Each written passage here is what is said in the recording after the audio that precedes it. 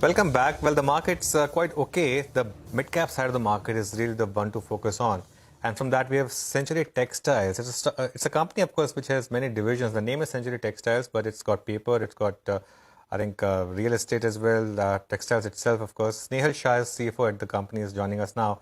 Mr. Shah, good morning. Thanks a lot for joining us. Let's start with the paper segment first, because that's the one where we're seeing quite a bit of traction of late. Are you seeing, real improvement in demand, and do you see improved numbers in this space? Yeah, certainly. I think there is a lot of improvement in the demand, but what is happening is that along with the demand, the input prices are still firm. So, the margins are kind of under pressure. It's up to some limit that we can, pass on the increase in the prices, increase in the input prices to the consumer. And the prices of the final products are at least actually more or less at a lifetime high. So, yes, I think over a period of time, we should be able to generate much more margins going forward once everything, kind of has a level. We are into three segments. We are into writing printing paper, where things have started looking up. They were pretty down during the COVID period. What is good for us is that we are into tissue, which is showing good traction now, as well as we are into packaging products, which are also doing extremely well. So overall, we see a good future going forward in the paper business. Okay, Mr. Shah, and that's the chunky part of the business, right? Almost 75% of revenues is paper. Yeah, absolutely. Just a couple of questions. It's not just 75% of the revenue, but what happens is the EBITDA contribution is still skewed. So it's about 85% from the paper sector and about 10% from the, textile sector. Okay. So just to spend then a little bit more time on the paper sector, at the end of the first quarter, you said the outlook for the paper segment is looking modestly positive. I think that's probably the word that you used in the presentation. The market analysts have been very bullish on paper companies because of what's happening in Europe, the gas issue, etc. So could you just briefly put all of that into context for us? And just one more thing, you also said that the packaging board business, perhaps because of the slowdown in FMCG, etc., may look under some pressure. So just address that as well.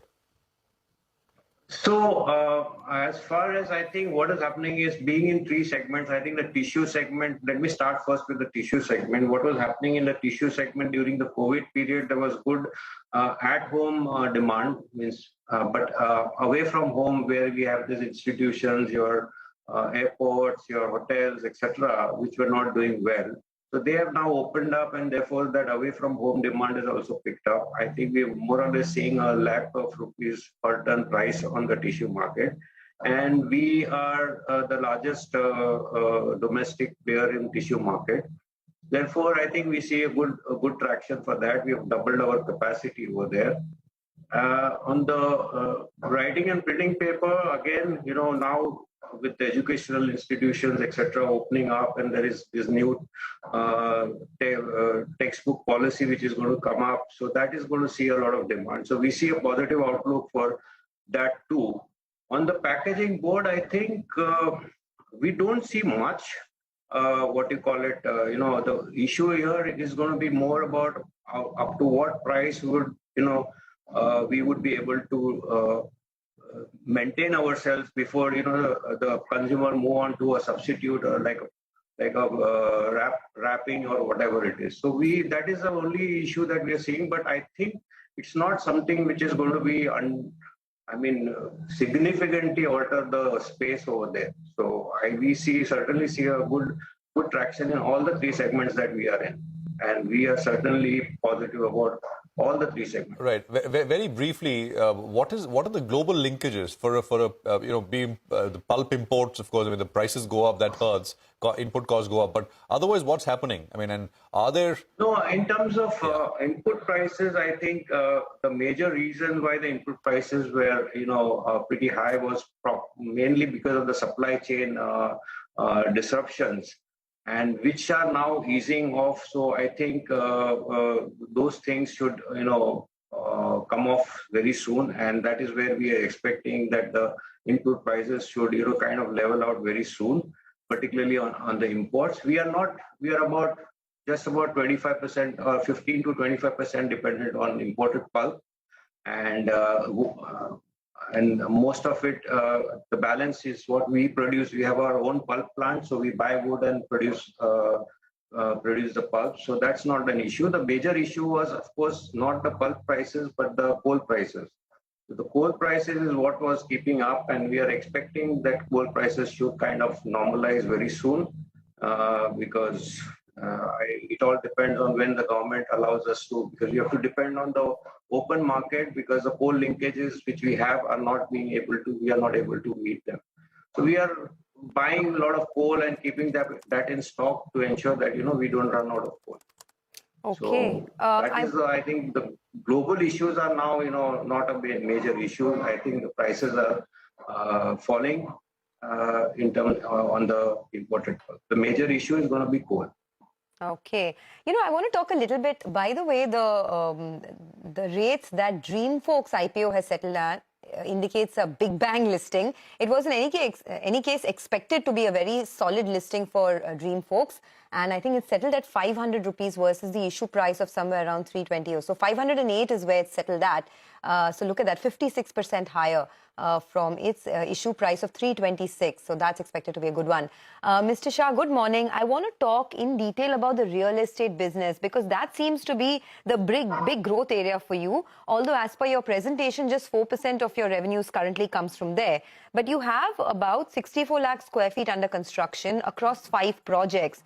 Can you tell us what could the revenue run rate be annually? You're sitting on a base of around 139 crores as of FY22, and it's been stable for the last 3-4 years. It's been between 139 to 160 crores. How much can you grow that business by? So I think the EBITDA contribution that you're seeing from the real estate business is actually coming only from our leasing income for our existing 2 commercial properties. So that's going to remain steady. What is happening is, for the products that we have launched, as per accounting norms, we cannot recognize the EBITDA of those projects unless and until they are completed. So we will be having chunky EBITDA contributions, as we complete the projects. I think probably they will start from FY24, when we will complete couple of our projects. So what you are seeing, I cannot give you a linear kind of a growth projections for the real estate EBITDA, because as I said, as we complete, we'll recognize the EBITDA for those completed projects, which is the requirement of the accounting standards. So what you'll see steady is our leasing income, which is what you're seeing, 125 odd crores that you're revenue that you're looking at. Yes, the rental income is what you're talking about, right? Exactly. Okay. Yes, I've seen that's at about 33 odd crores. So that's been stable compared to what you've seen last year. There hasn't been any growth there. But there's talk that you're looking to demerge the real estate business, or at least considering it. Is there something on the cards, anything that you're looking at in the next 1 to 2 years? No, I mean, right now it's not in our thinking. All right. Okay. On the residential side, the Niara project, could you tell us what is the update in Q2 so far? I mean, how many units have been sold? So we had sold almost about 50% of our inventory, and almost about, it has a revenue possibility of about 3,000 crores plus, which is the phase that we have launched. And I think we've done about, by the end of second quarter, we have done about almost 50% of the sales from that particular segment. So we are expecting a good traction, and hopefully we should be able to do about 85% by the end of this year. 85? This financial year. You will... No, how much of the inventory is remaining? About 50%, as I said, about 50% was sold till the end of first quarter, first quarter. So you achieved sales of 434 crores in Q1 in your residential business. On an average, what could you do for the remainder quarters?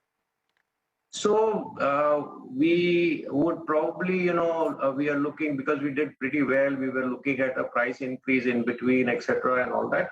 And hopefully, as I said, by the end of this financial year, we should be able to, we are hoping to sell about 85% of our total inventory. Right. So just one last question. Broadly speaking, for the full year FY23, looking by what you've done in Q1, what can we expect? I mean, if you just annualize what you've done in Q1, I'm not sure if that is the right way to go about it, you're looking at about 16-17% growth in profits and about 15% growth in top line. Are those the kind of numbers we should work with? 23 over 22? See, it's I mean, quite honestly, in terms of revenue, probably we will take our revenue from in paper to about 3,000 crores plus, and in textile probably close to about 1,000 crores. So 4,000 crores is what would be our revenue by the end of this financial year. That'll be, and margins on the paper would be somewhere around.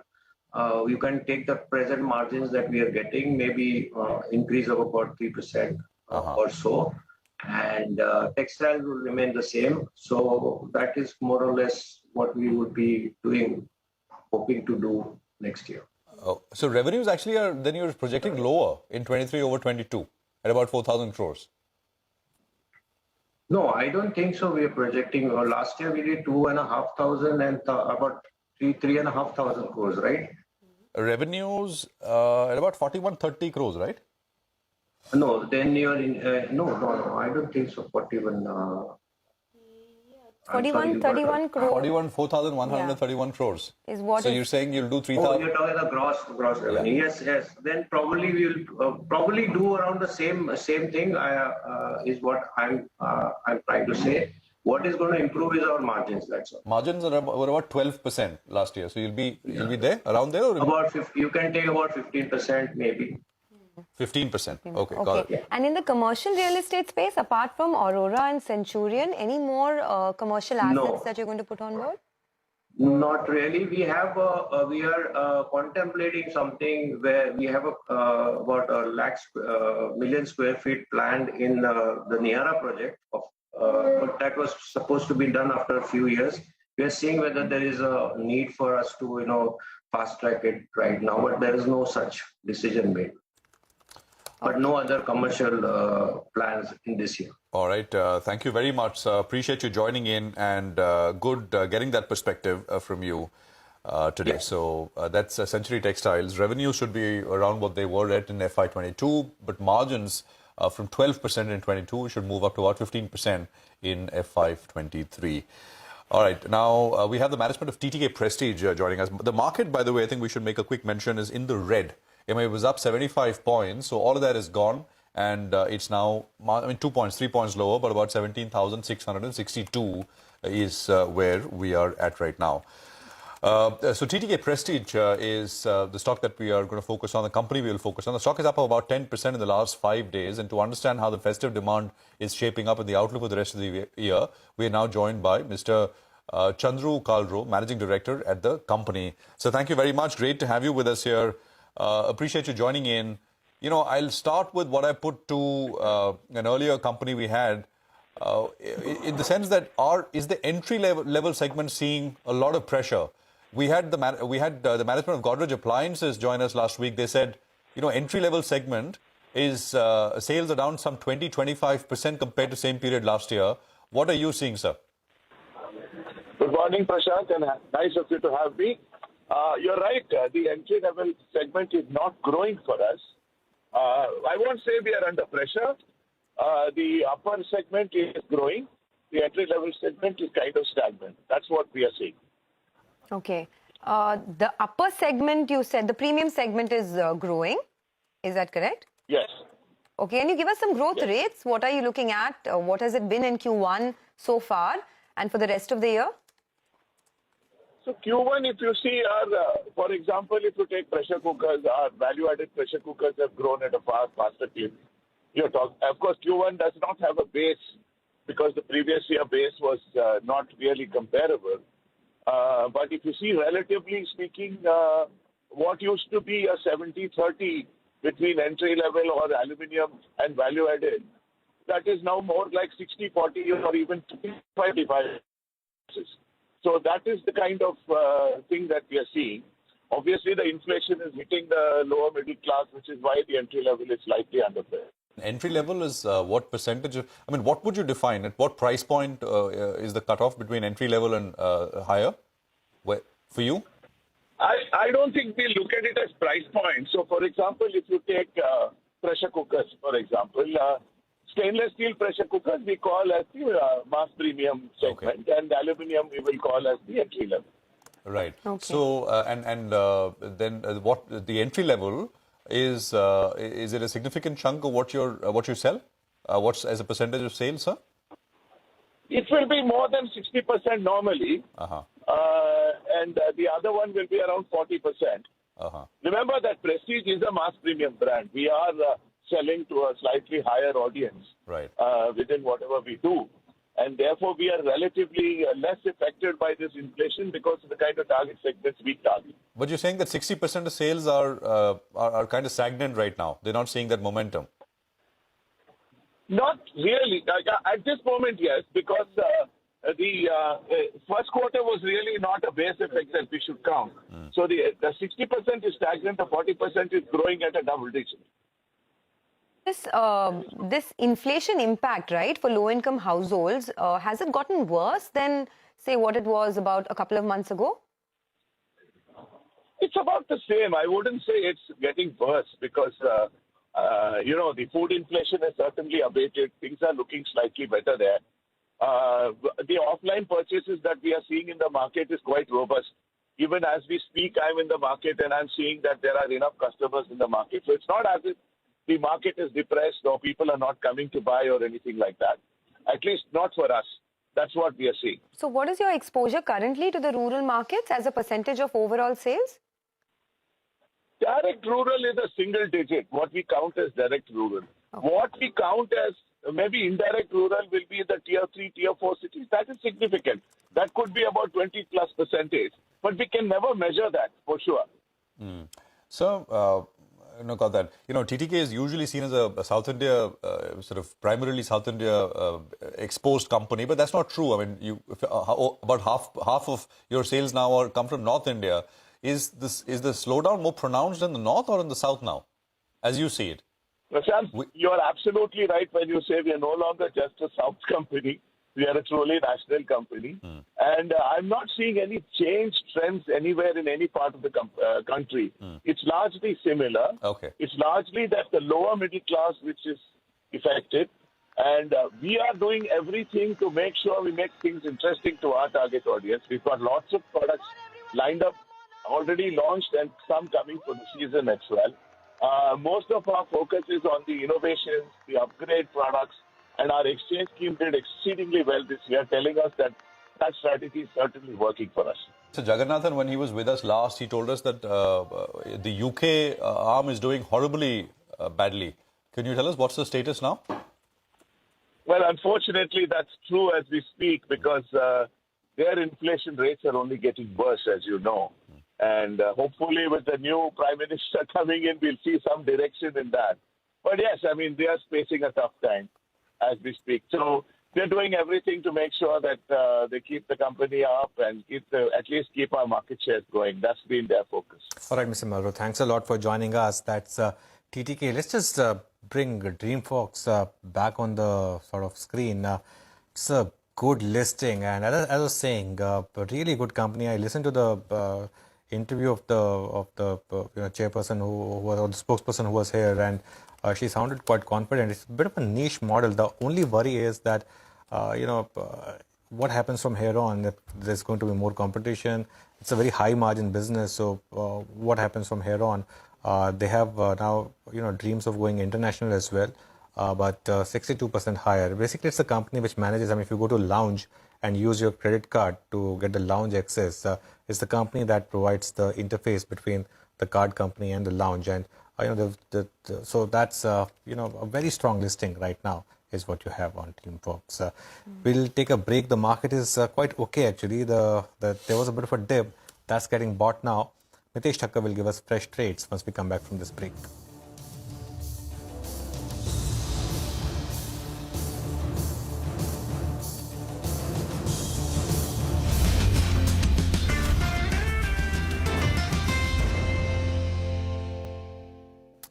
Welcome back. Well, the market's flat now. The mid-cap side of the market, of course, still doing well. The advanced decline in favor of the advances, and the mid-cap index is still up about 0.5% or so. Apollo Tyres is really your stock of the day now, 6.5% higher on that stock. Just one-way move since morning. There it is. Mitesh is back with us. Mitesh, been a very curious first hour. The market had a big gap up, and then we saw some profit taking. At current level, what would be your index strategy and what are your stock calls? Yeah, good morning again, Raj. I think, see, we've been kind of trying to highlight this point that this is not a market which is getting into an uptrend immediately. So at higher levels around 17,750, you will see supply coming. I think my estimation is that we will have a range, a contraction, basically 17,750 or 17,850. I think either could be one of the upper end of the pivot, and downside is 17,420 in the closing basis and about 17,250 or thereabouts on the intraday basis. So I think broadly it is a market which is finding feet after weeks of after a good July and mid-August kind of rally. So don't be jumping onto the index. I think for the index, the idea remains that you should be buying near the support levels, which is for me closer to 17,400, 420 levels. But trade with long bias on stock specific basis because eventually the directional bias is more on the upside. Having said that, I have a buy on Ashok Leyland. It's just made a fresh high, it seems. That's a buy with a stop at about 165 for targets of 175. And the other one is M&M Finance. That's been a stock which I've recommended earlier as well, but continues to look strong. So that's a buy with a revised stop at 214 for targets of 230. Okay. Well, let's get a few updates on some stocks. Paytm is up in the green. Abhishek is here to tell us why. Abhishek, over to you. Well, Sonia, they have come out with a business update of August wherein, the number of loans disbursed is close to 60 lakh, up about 246% YOY and about 105% on a month-on-month basis. So the value of loans disbursed now stands at 4,517 crores, up about 484% YOY and from about 2,100 crores in the previous month. So gross merchandise value is now at 2.1 lakh crore, which is up 72% YOY. So monthly transacting users are at close to 8 crore, which is up 41% YOY and about 1.3% month-on-month. So if you take a look at the calculation, the GMV per MTU, that is at about 26,582 rupees, which is up 22% YOY and about 96% on a month-on-month basis. Back to you. All right, gold financing companies are back in focus. Now, Bank of America has reinstated their buy on Manappuram Finance. Back to you, Abhishek. As you mentioned, Prashant, BOFA has written on Manappuram, wherein they have reinstated the buy recommendation on the stock with a target price of 130 per share. So they expect an acceleration in gold AUM growth in H2 FY23 on account of improvement in the economic activity as well as higher financing need for businesses, despite competitive intensity that you are seeing from banks as well. So in addition, they expect that, in FY23, the AUM growth as per their expectation is around 10.5% YOY, which will be supported by the pickup in the non-gold portfolio, which is about 33% of Manappuram's overall portfolio. And growth in gold loan business will be led by Asirvad, which is the their subsidiary.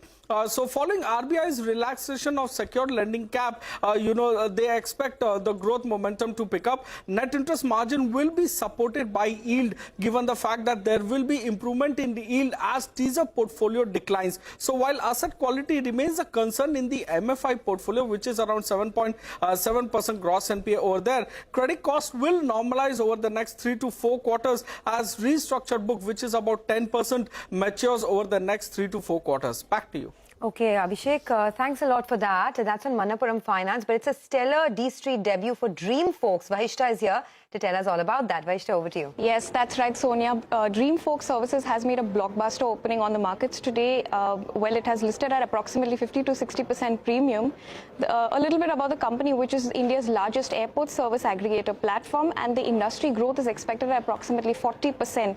The company facilitates access to 54 lounges, which are operational currently, and provides services to all the card networks operating in India, including Visa, MasterCard, RuPay, etc. Now, the blended income per customer is at approximately 800 rupees, which could vary in metro cities, in tier 2 and 3 cities, also domestic and international lounges.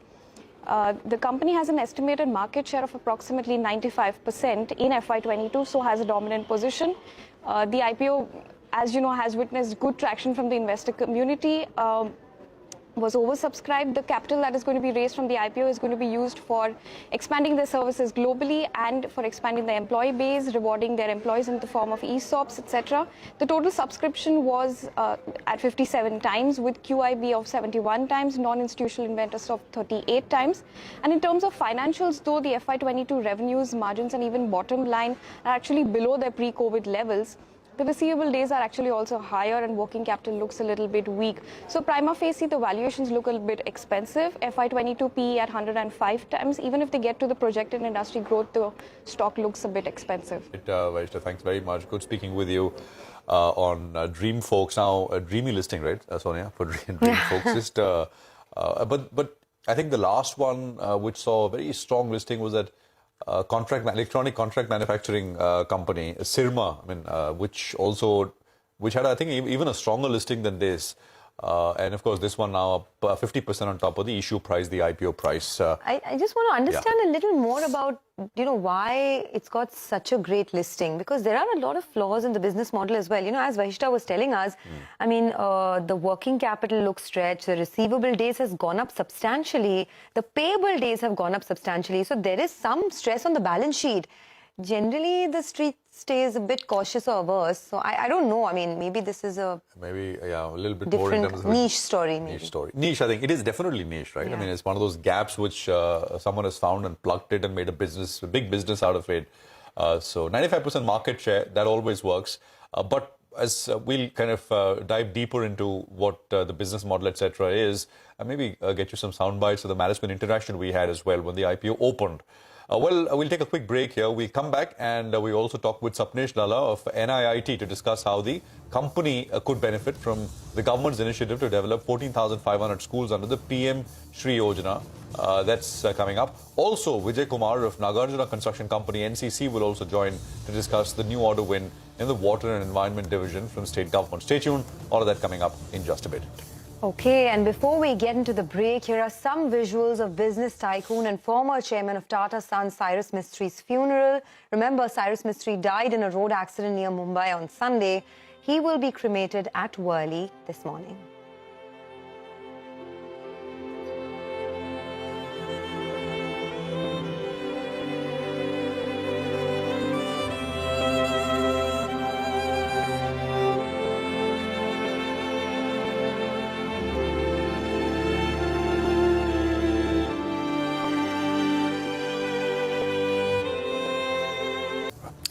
Welcome back to Bazaar. Well, for now, just a quick word on the market. It's actually given up all of its gains, so don't lose sight of that. The Nifty and the Sensex are now in the red. They've lost all their morning sheen, and it is courtesy a couple of these names. ITC is under pressure. All the stocks that have been doing well, Oberoi Realty is under pressure right now. Nestle, Tech Mahindra, Kotak Mahindra Bank, Tata Consumer are all trading in the red. But NIIT is in focus after the Prime Minister announced that 14,500 schools will be developed and upgraded under the Prime Minister Shri Yojana scheme.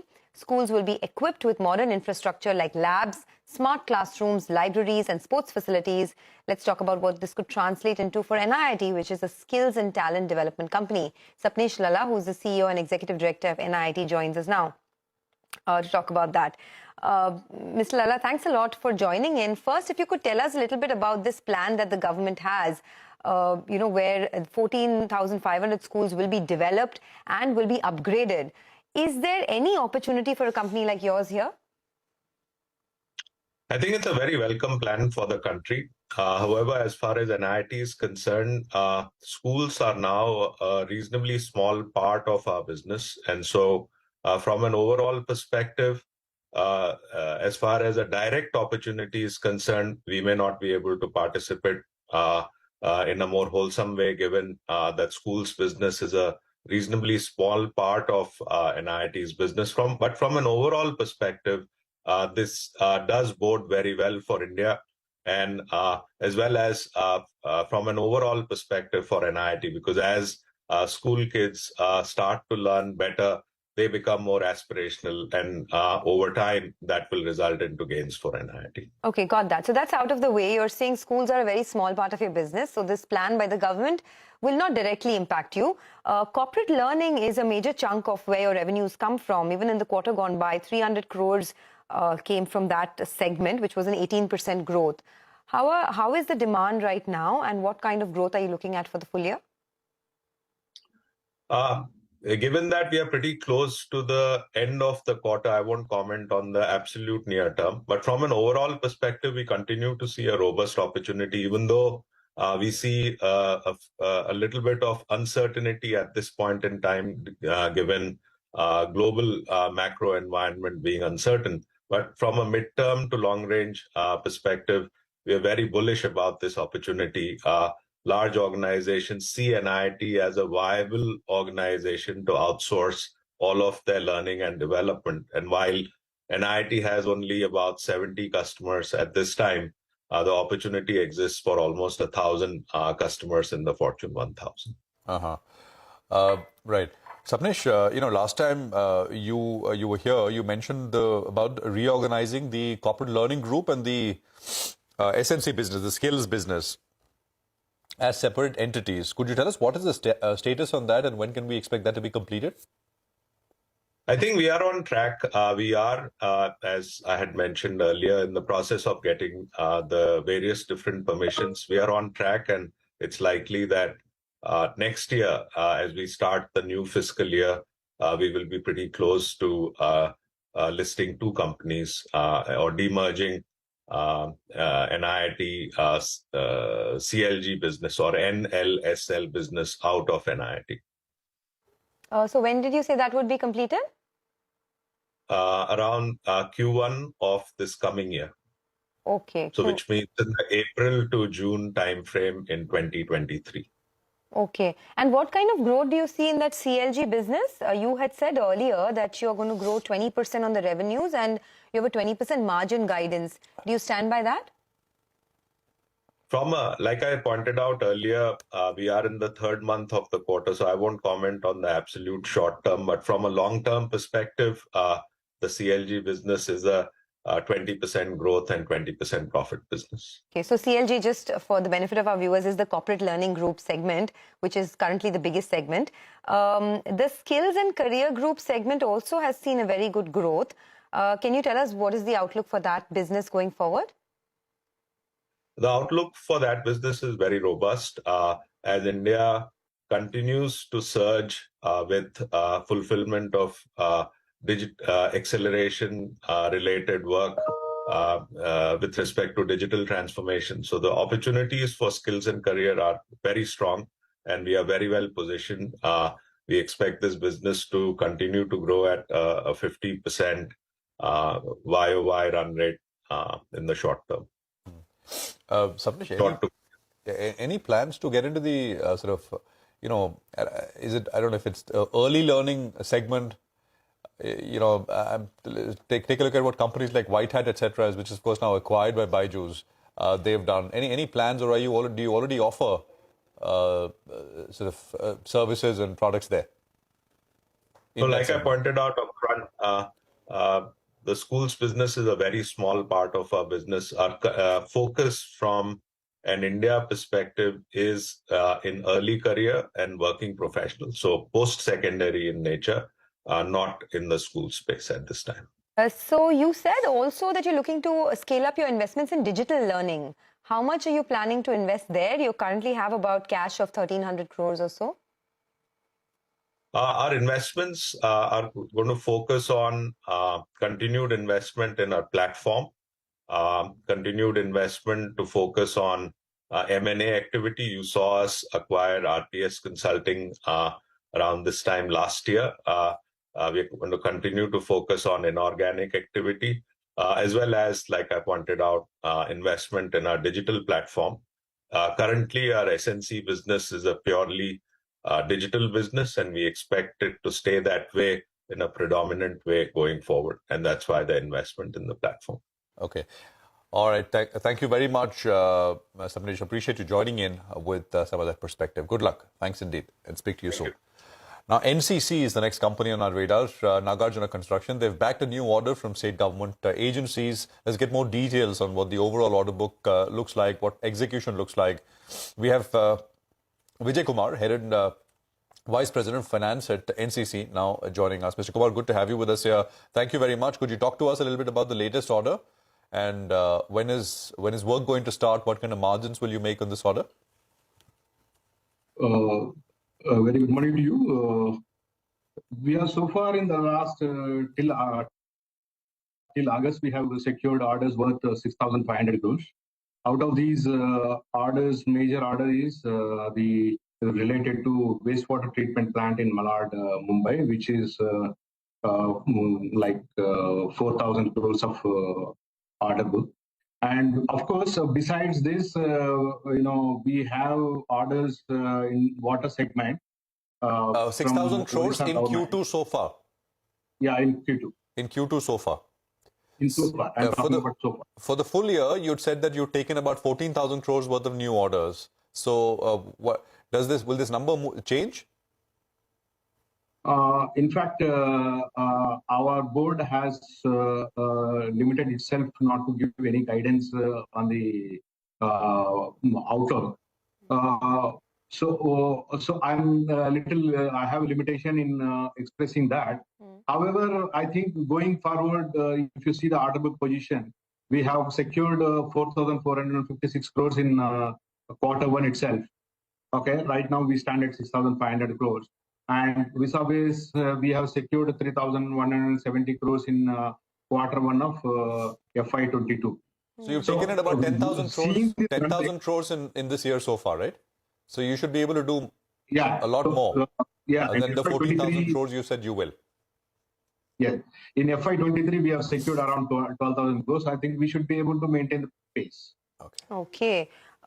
Between these segments, building, mining, electrical, water and environment, where are you seeing some more order visibility? Any, fresh orders that you're looking at? What else could be in the pipeline? We are one of the frontline companies in India. We have our core strengths in building and water. So this constitutes major part of our business. I think we continue to see the much of opportunity emerging in buildings and water division. So. Okay. And any plans to reduce your debt? What are the current debt levels and what would it be by the end of the year? See, we have current debt standing at 1,700 crores at the end of Q1 23. This is compared to last year, it is roughly like 230 crores lesser figure. Our focus is continue to be reducing the debt. As of now, we have very little, term debt on our books. So going forward, I think we should be able to continue at the same time. There is an efficiency. If you see our number, there is an efficiency in net working capital turnover. So that way, the debt levels also should come down by end of this year. The SEMCOP issue, Mr. Kumar, could you tell us? I think hearings were supposed to start mid-August. Where does that stand? Mr. Kumar, can you hear us? I think his feed is frozen. Well. Yeah, sorry, go on. No, I mean, just wanted to point out that the market has fallen and fallen quite a bit, right? The Nifty is now back at 17,612. So the high that we had hit this morning itself was 17,764. So it's more than 100 points off from the highs of the day. The Bank Nifty is also well in the red now, 160 points lower. So it's getting very volatile. It is. Yeah, absolutely. Mr. Kumar of NCC with us, back with us. And, Mr. Kumar, just to sort of complete the conversation, the SEMCOP hearings were supposed to start. What is the status now? It was delayed mainly on account of COVID in the last couple of months. I think we should be able to close it by another year or so.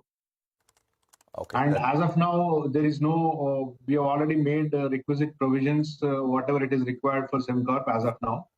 So whatever it comes out of whatever the positive outcome comes out of the arbitration, it is going to add it to the bottom line. Okay. However, I will not be able to, specify a single figure. Obviously. But hearings have not started yet. Okay, fair enough. Thank you very much, Mr. Kumar. Appreciate you joining in and running us through the sort of latest at Nagarjuna Construction Company. Order momentum, very, very strong. Markets are picking up a little bit more in terms of pace on the downside. 60 points. I mean, the outperformance has been incredible, and some of that sheen is getting taken off this morning. It's a wrap on this edition of Bazaar from Anuj, Sonia, me. Everyone on the team is goodbye. Thank you very much for watching. A lot of trading ideas lined up on Chartbusters, which comes right up.